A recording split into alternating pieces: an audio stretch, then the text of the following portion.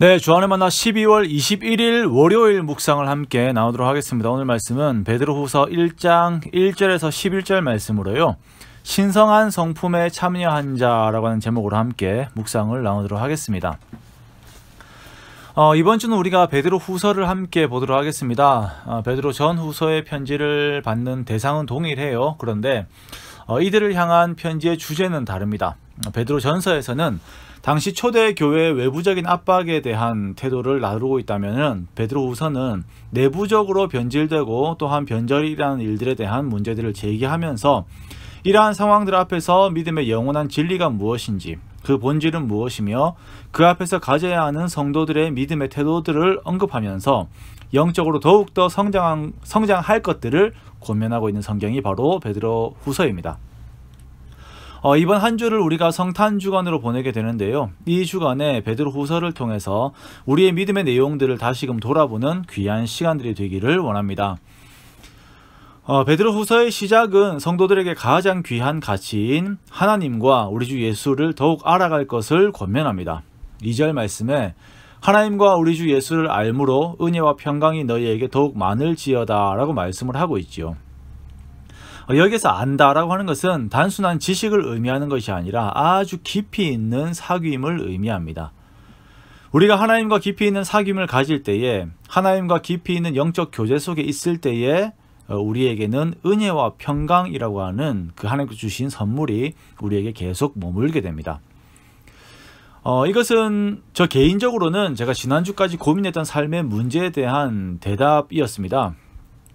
내 삶의 의미가 무엇인가? 내가 현재를 열심히 살든 아니면 현재 시간들을 여유롭게 살든 살아나가면서 이렇게 나이가 들어가고 결국은 나의 삶의 자취가 남게 될 것인데 이것이 타인에게 보이기 위한 삶이 아니라 나 자신에게 있어서 가장 의미가 되는 그 인생의 흔적은 무엇인가 라고 하는 고민이 지난주까지 계속 있었거든요.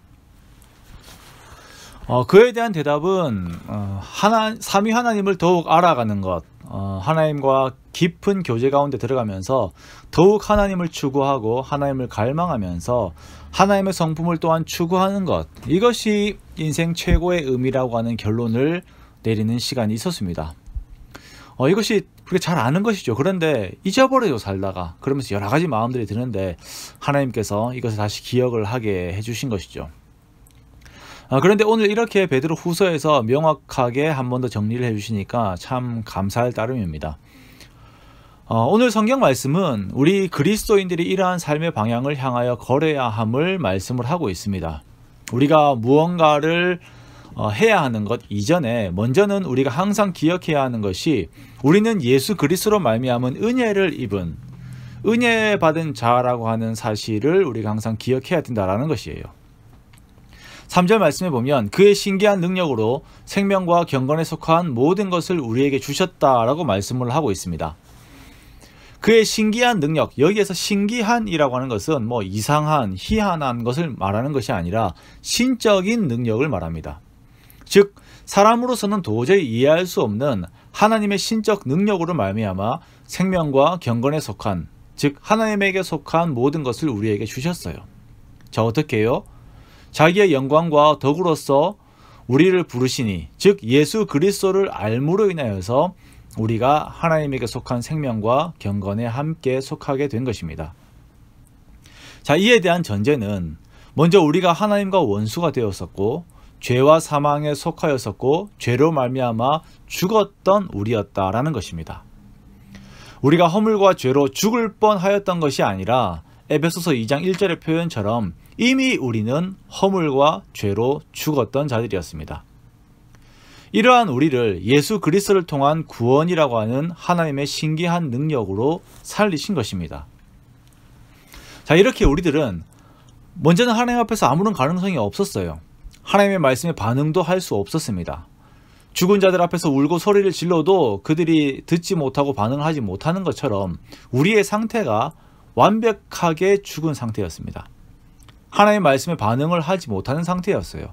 그런 우리를 살리셔서 하나님 말씀에 반응을 하고 그 말씀을 듣고 그 말씀을 추구하게 하셨는데요.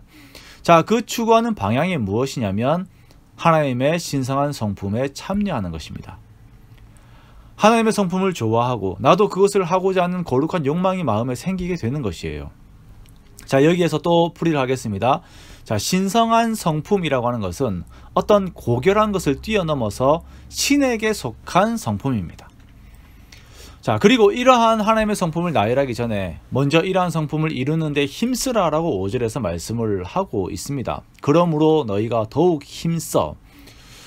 자, 이 말씀은 우리에게서 하나님의 성품이 이루어지게 하는 데 있어서는 우리의 노력과 애씀이라고 하는 것이 반드시 있어야 한다는 것을 말하고 있는 것이에요. 그리스도인들의 자의식에 대한 설명을 가장 명확하게 해놓은 곳이 바로 로마서 7장인데요. 우리의 속에 육신의 소욕과 성령의 원하시는 바가 함께 존재합니다. 자, 육신의 소욕은 내가 육체를 떠나서 주님 안에서 완전해질 때까지 계속 나를 괴롭힙니다. 옛사람에게 돌아가게 하려고, 여기 죄악된 것을 계속 추구하게 하라고 나를 계속 유혹하고 잡아당기는 것이 육신의 소욕이에요. 그러므로 육신의 소욕과 싸우는 것은 평생의 영적 싸움입니다.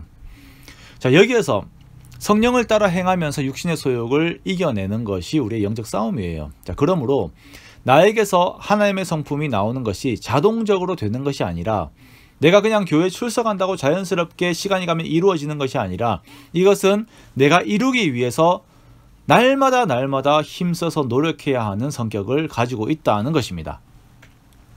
자, 그 성품들을 보면, 우리가 추구해야 하는 성품들을 보면 믿음의 덕을, 덕의 지식을, 지식의 절제를, 절제의 인내를, 인내의 경건을, 경건의 형제 우애를, 형제 우애의 사랑을 더하라라고 말씀을 하고 있습니다. 자, 여기에서 보면 믿음의 진보를 위해서 덕을 가장 먼저 내세우고 있습니다. 지식보다 앞서는 것이 덕이지요. 덕과 지식의 차이점의 성격들이 많이 있습니다만 이 둘에서 가장 구별되는 것은 덕은 지식보다 더욱더 공동체적인 성격을 확실하게 가진다는 것입니다. 지식은 혼자 있어도 이루어집니다. 그러나 덕은 반드시 둘 이상의 관계 속에서 적용이 되는 단어입니다. 즉, 하나님께서는 우리의 믿음이 반드시 교회 공동체라고 하는 공동체 속에서의 태도 가운데 이루어짐을 말씀하고 계시는 것입니다. 덕은 믿음의 실천적인 표현이고 지식은 이 덕의 방향성을 더욱 올바르게 조명해 주는 역할을 합니다. 그러기에 우리는 교회 내에서 덕이라고 하는 그 덕목의 우선순위를 항상 기억해야 합니다. 자, 그리고 이 지식은 자신의 몸과 마음을 통제하는 절제 속에서 그 방향을 가지고 있어요. 자, 이 절제는 상당히 가혹한 훈련을 동반한다는 점에서 인내를 요청합니다. 자, 이러한 인내는 경건의 삶을 가지고 오게 되고, 이러한 경건은 개인만의 성장, 개인만의 영적 높아짐이 아닌 반드시 형제 우애라고 하는 성품을 동반해야 합니다. 그렇지 않으면 이 경건은 교만이 될 수 있어요. 이 형제 우애에는 필라델피아, 즉 일반적으로 우리가 형제, 자매, 이웃을 사랑하는 그 보편적인 사랑을 말하는 것이고요. 여기에 마지막에 사랑, 하나님의 사랑인 아가페적인 사랑으로 이 모든 것이 감싸 주어져야 합니다. 예수 그리스도로 말미암아서 그 신적인 능력으로 우리를 구원하신 하나님께서는 이러한 하나님의 성품이 우리들 모두에게서 나오기를 원하시고 기대하시는 것이에요. 이것이 우리가 맺어야 하는 우리들의 삶의 열매인 것입니다. 매일매일 이것에 힘써야 합니다. 매일매일 성장해야 하고요. 매일매일 자라야 해요. 8절 말씀에 우리 주 예수 그리스도를 알기에 게으르지 않고, 어떻게 해요? 자, 게으르지 않고 열매 없는 자가 되지 않게 해야 함을 아주 강하게 강조하고 있는 것입니다. 이러한 매일의 경건의 노력이 없이 그냥 사는 사람들은 9절의 표현처럼 우리의 옛 죄가 예수님으로 말미암아 깨끗하게 된 것을 잊은 사람들이다 라고 말씀하고 있습니다. 즉 하나님의 은혜를 잊은 사람들이라 라고 말하면서 경건의 삶을 촉구하고 우리들에게 강하게 권면하고 있는 것입니다. 우리가 성탄절을 그리고 성탄 예배를 준비하면서 이 땅에 오셔서 우리를 부르신 예수님의 그 우리를 향한 소원함을 다시금 생각해 보기 원합니다. 그것은 우리 모두가 작은 예수가 되어서 이 땅에서 하나님의 성품을 보이는 것이고, 그것으로 우리를 구원하신 예수님을 드러내고 높이는 것, 그것이 성탄을 기념하는 자들의 진정한 태도인 것입니다. 이번 한 주 우리가 더욱 경건에 힘쓰고 더욱 사랑을 나누면서 믿음의 진보를 보이는 우리가 되기 원합니다. 그러므로 크리스마스 트리가 아닌 우리 자신들이 예수님의 빛이 되어서 이 땅에 오신 주님을 전하는, 그리고 주님을 높이는 저와 여러분의 귀한 삶이 되시기를 주님의 이름으로 축원합니다.